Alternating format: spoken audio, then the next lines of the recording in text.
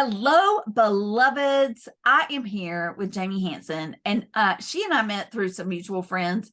And it was one of those things where we had this conversation. I was like, will you please let me interview you for my Patreon community? Because this lady has such a wealth of knowledge. And not only that, she referred to basically what I say debt-free degree. She uses different terminology, but she calls it her passion project. And anytime I meet somebody else whose passion project is helping students graduate without student loan debt, it is a joy and a delight. So with that, welcome, Jamie, to the Debt Free Degree Patreon. Thank you. I'm very excited to be part of this. Thank you. Well, let's just dive right in. I want to know, I want to go a couple of different directions. I do want to hear your philosophy about a debt-free degree and how it is that you help students, and then maybe how you got into it or how you got interested in that, and then we can just go from there. I'll start first with how I got into it because the backstory is pretty important. So I am a financial advisor. I own my own financial planning and consulting firm in Wisconsin. And about 15 years ago, one of the things that I recognized was clients had a lot of questions about, how do I save for college? How do we make sure that our kids don't end up in a ton of debt? How do I make sure that I don't end up co-signing for a ton of debt? And I realized pretty quickly that although there is a lot of information out there, it wasn't put together in a way that most people could really understand and digest how it would impact their particular family. And so I really just kind of started doing that research and putting all the pieces together, kind of thinking like a big puzzle, and how do you turn that into an image that everybody can understand. And so from there, I developed a program where I help families and their students choose the right college based on their finances.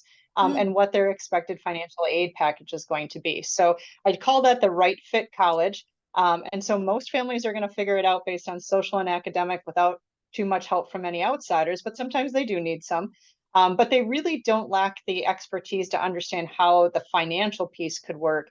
And so it really kind of evolved from there. And it's just one of my favorite things to talk about because I know that I'm making an impact on the future generations while also helping my generation and older generations help their students make responsible decisions when it comes to finances. I say it's a lot like when you buy your first home, which obviously most high school students have never done, but most adults have probably had some sort of experience with that. And when you go to a bank, they certainly just don't say, go buy whatever you want, whatever you love the most, whatever your dream home is. They will look at your finances and they'll let you know this is what is affordable to you. And so basically that's what we're doing when we're talking about financial aid and understanding how to pay for college. I'm also a big proponent of kids having skin in the game. So all my students are recommended to be working and to be saving and given their criteria on how to do that. So instead of just saying, save $3,000, we break it down to what their current job is paying if they do have one. And how much of each of those paychecks they actually need to save in order to realize their goal. And so that really helps them understand how to get from point A to point B. Yes. And I love your approach because it's both like the big picture, but also small little increments. And so that part helps them see, like I tell my students all the time, begin with the end in mind. And so that's what you're doing is, here's the big picture, but then how do you, reverse chunk it so you have that. And I will have students who will say blithely, I'm not going to apply for that $1,000 scholarship because it's just so little. Well, how many hours are you going to be paying that $1,000 off if you take it in loans versus a scholarship? And you mentioned the home, there aren't, tons of organizations who are, here's $46 billion for you to go buy a home, whereas there's $46 billion in scholarships out there. So, it's that kind of getting them to think about it. What do you think is the most difficult part to be? Well, let me ask it this way. Like I think I have a hard time getting the message through because so many people just think you just take the student loan debt and figure out how to pay it off later. I feel like your audience is already in a different mindset, but I'm wondering if you also face that, even though that they are conscious of financial literacy, and how do you break through with your message? Yeah, absolutely. I agree. It's a lot of misconceptions. So I'll often hear parents who are, relatively close to the same age as myself will say, "Well, I paid for college. I worked all the way through, and I didn't graduate with any student loan debt or very little student loan debt." And I'll say to them, "Well, if you were like me and went to UW-Madison, my entire 4-year degree cost me $25,000. I could work and get it paid off versus now it's over $100,000 for that same school.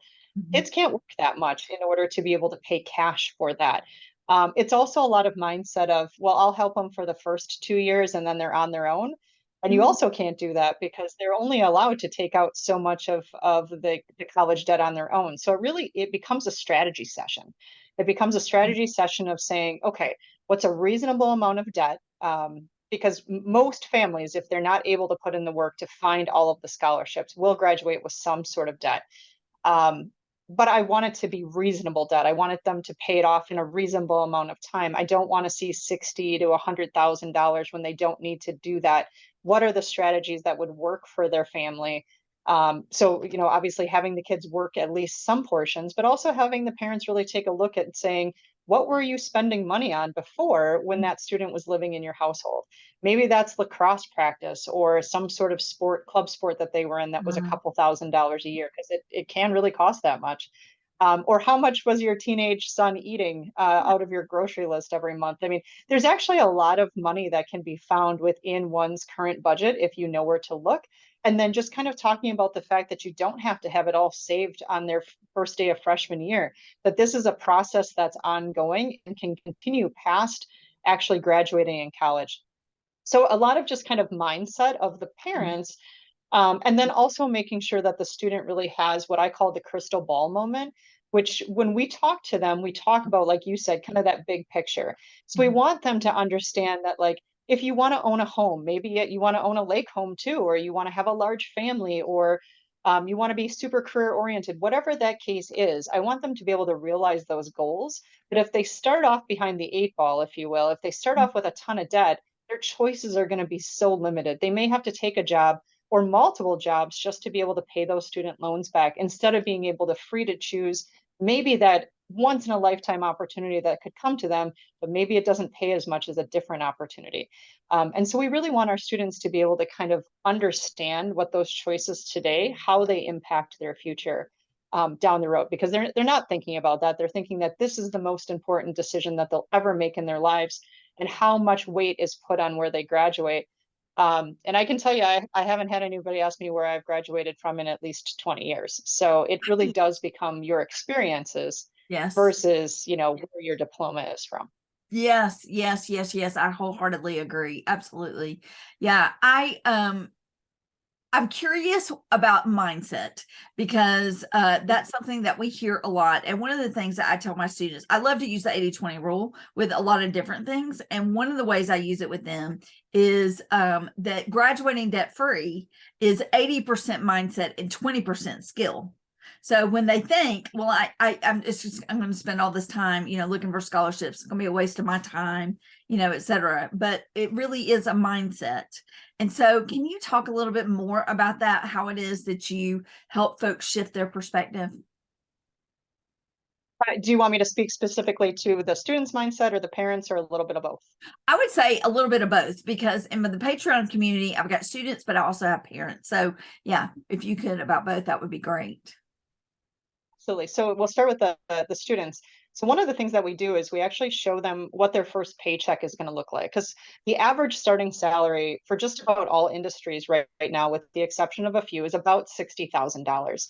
And so I know when I was 18, I thought $60,000 was the most money in the world. And then in my mind, kind of forgot about the fact that I would have to pay taxes, Yes. and that I might have to retirement, and oh, what about living expenses and all of those other things that come along with being an adult, because you didn't really have to do any of those things before, but now you are graduating and you get your first job and everything's exciting, and maybe you go buy yourself a car because you're so excited, and you don't really realize what those mistakes or what those things really mean, right? Mhm. So we actually say, okay, if this is the career that you're looking for, we will put into a paycheck, and show them what they really have to work with after they pay all of those adulting expenses. And so we're able to shift their mindset on, okay, if we're looking at a school that's going to get me $100,000 worth of loans and that payment is going to be 900 or $1,000 a month, Yes. can you even afford it? Because again, you don't start off at your highest salary. You start off at the lowest salary, but your Right. debt still requires to be paid back Right. from day one. So you can't be like, well, I'm going to make a lot of money down the road. You need to make a lot of money right away. And Yes. so it really helps understand money. It helps them understand like how big that money is on the Mhm. surface is really not that much when you break it down. And then just talking about that the average, loan repayment is 10 years. So not only are you Mm. saddling yourself with this student loan debt, but it's the next 10 years of your life. Yes. And so I think the mindset really gets shifted there for the student because Mhm. it now becomes relevant. They understand, wow, I do have a job right now. And for me to save $3,000 just for the summer, not having to pay for anything else, it's going to take me all summer, saving 60% of my take. They're starting to make those direct connections to how long it takes to do things. It's no longer like, I got $80 from babysitting and all of that can go to fun. So Right. it is kind of taking your current experiences and then relating them to what it's like to, 5 years from now when they're going to That's have to great. start making some choices. That's great. Um, in regard to the parents, I think the mindset, like I said, one is just their prior experience with college. So you and I both worked our way through college. And so our experience is that you should work during college. That is the best way to come out with as little debt or debt free as possible. Not everybody had to do that. So I will have a lot of parents who are like, I'm gonna pay for everything. Well, that's fantastic. Is it realistic? Is it Mm. realistic for you to allow your student to choose whatever school that they want and for you to be on hook Yes. for the bill, whatever that might be? And in 99.9% of cases, it's not because they have their own goals. Maybe they want to retire in 10 years. Maybe they thought, well, I'll never retire.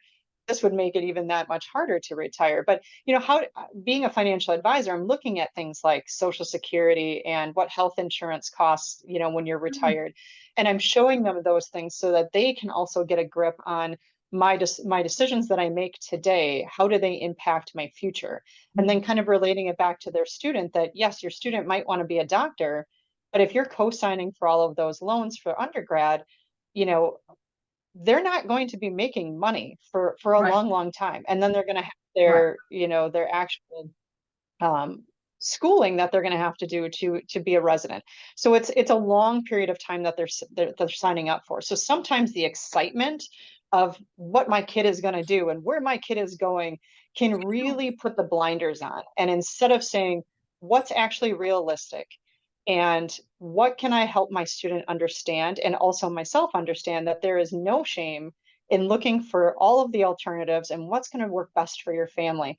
And I think sometimes we all like to boast about our children, no doubt. Yeah. But there's a point where it's okay, the boasting is actually getting us all in trouble. And at the end of the day, it's going to be a blink of an eye, but that debt remains.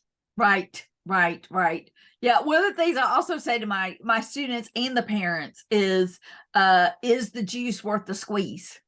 And Yes, that's a so great way to put yeah. So one of the things you said in there that I really would love to dig in a little bit deeper. You just said something along the lines of there's no shame in looking at alternatives. And so it. Mhm. is that part of the pushback that you see, is parents and or students, so the collective having some sort of shame about not wanting to start at a community college to save a little bit of money, or where do you see folks experiencing shame in this process? So it could be a number of different ways. It could be, wanting to have them go the technical college route. We have a number of schools that'll do direct onboarding, and just helping them understand that it's not like their diploma is going to say you went to Madison College and then graduated from the University of Wisconsin-Madison. It's just going to say University of Wisconsin-Madison, but the debt total that comes along with that is so much less or none.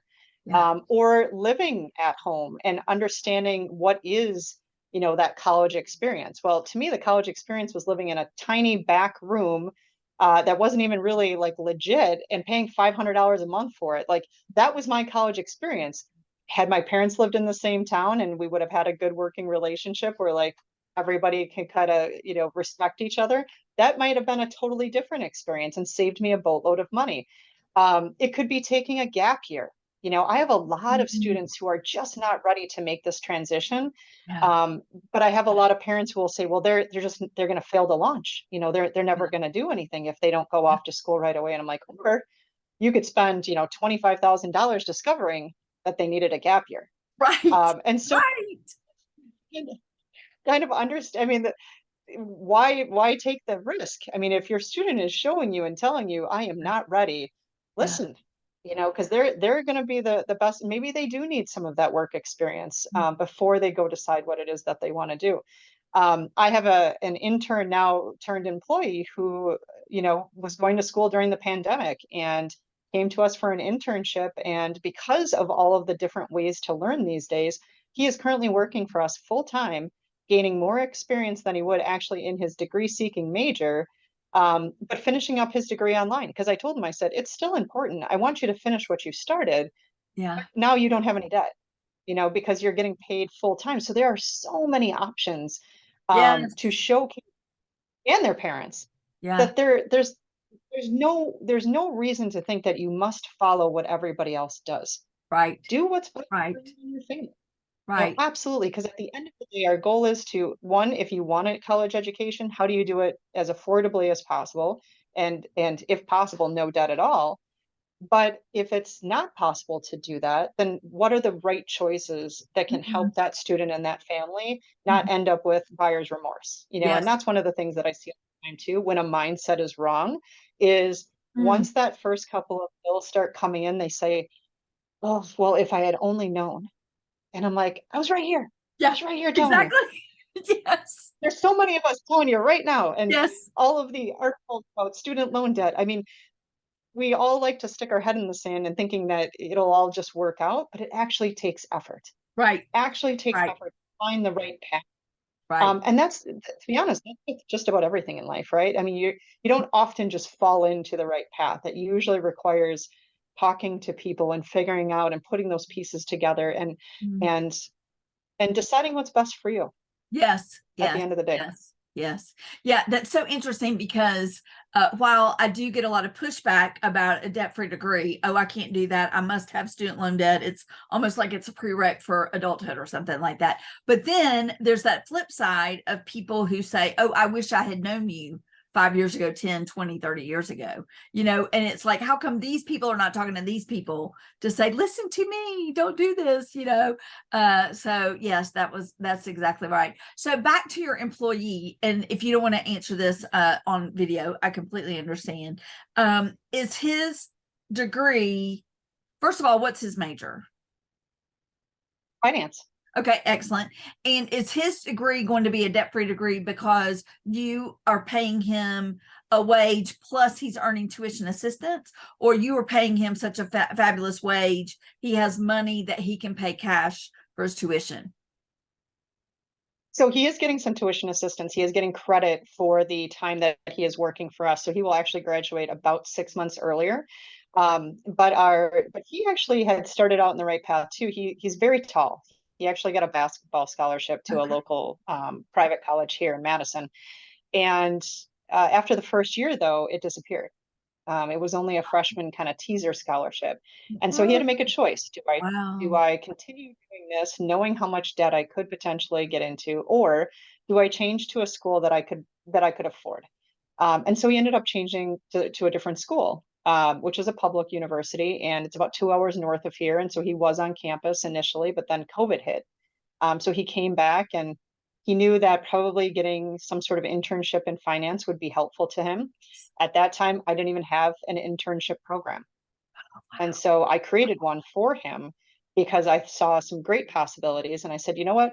You want to put in the work? When I say internship, a lot of people will think, oh, it's data entry. I'm going to get paid minimum wage just to enter, data. No, that I do not want him to do that. To be a financial advisor, you've got to be in meetings, you've got to see how things work out. And I saw him as my next generation of college planners because he had already made some great decisions. And he's obviously much younger than I am, so he's going to be more relevant to my students as we work through these things. But what was his experience? They're not calling up to register for their classes anymore. I mean, that's the how college works is so much Yeah. different than Yeah. point. So it was really nice to be able to say to him, "Hey, not only are you making good decisions, but now we can actually make sure you graduate debt free." I mean, he would have had a little bit of debt, but certainly not anything like what he was had he stayed at the college that he had Yes. started with. That's a difficult choice, right? You go someplace, people were expecting you to do some certain things, and Mhm. it didn't turn out that way. So he had to put his pride aside, which I would say he is not a prideful man. But he had to put away what other people thought. And he really said, what is best for me? And Yeah. then fast forward 3 years later, and not only will he graduate with a degree in finance, but he will have more working knowledge of how this industry actually works because he was able to work in it the entire time. And Yeah. had he not literally called my office, that was another game changer for me. A 20-year-old calling me on the phone asking for an interview. Yes. I So thought it was that a was like, cold okay, call on his part. He just, y'all didn't no have a call. prior relationship. Wow. Excellent. Yes. So when you Yeah. when you see something like that, Yes. generations that just haven't really been talking to people on the phone, I said, okay, well, this young man might be worth some time and effort. So, but it was also me as a business owner saying, what can I do to help him? Not only does it help him, it helps me. Yes. So it was a mutually beneficial relationship in that way. And even if he doesn't stay with us forever and ever, which of course it is my hope that he will, I will know that he is going off into the world with a lot of knowledge about how to do Right. things in a different way. And I Wow. pride myself on that. I pride myself that I helped Yes. him discover that, Yeah. and make it a reality. Yeah. And what I love about him too is that he's now created a path for others because it is entirely possible, like you're paying him a wage, and there also are maybe if you can't afford to pay a wage, but you could afford some other things, for that practical experience side of things. And then, like you say, I mean, even the savings, and if they're getting internship credit, so they're being able to graduate early. And then I guess if they're getting internship credit, then you're assigning them a grade, or somebody's assigning them a grade, right? So it's boosting his Yeah, GPA. in our particular case, yeah, it's a pass fail. But Right. yes, I mean, they do come back and ask us, is he doing what he needs to be doing? I mean, there's no curriculum or anything that I need to be assessing him on. Good. I'm sure different schools may have different, requirements, but Yeah. for the school that he's going to, it's pretty easy on the standpoint of the employer. Excellent. Excellent. Jamie, I could talk to you forever. You and I are such kindred spirits, and it's just so nice to speak with someone who gets it, who is, equally, if not more passionate than me. And that is saying a lot, because I am really passionate about this. And I'm so delighted that Sarah introduced us. I am delighted for the joy and beauty that you bring into the world. And thank you so much for spending this time with our debt-free degree community. Yeah, absolutely. I love this opportunity. I love to spread the message as much as possible. And I'm going to get myself some pom poms, because there's nobody who's more passionate than you, unless you have pom poms. So Pom had to make an appearance. All right, absolutely. beloveds. Thank you so much for joining this interview with Jamie Hanson. And thank you, thank you, thank you. Appreciate y'all for tuning in, and see y'all next time with Pontification with a Pro. Bye-bye.